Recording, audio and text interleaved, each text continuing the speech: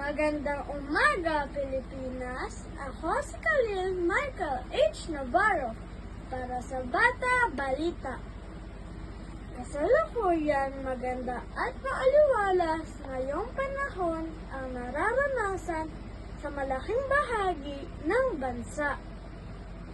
Ang Northeast Monsoon ay umaabot sa Northern Luzon, kaya sa malaking bahagi ng ating bansa kasama ang Metro Manila, asahan po natin ang medyo mainit na panahon ngayong araw.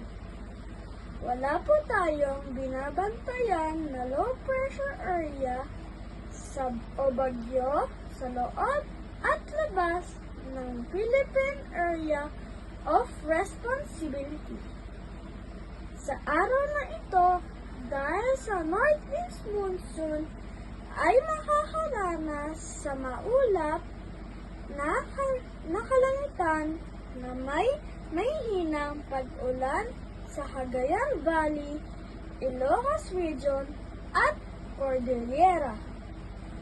Sa ibang bahagi ng Luzon ay makakaranas ng mainit na panahon. Sa Visayas at Mindanao ay maaliwalas naman ang panahon na ating mararanasan sa nalalabing bahagi ng ating bansa.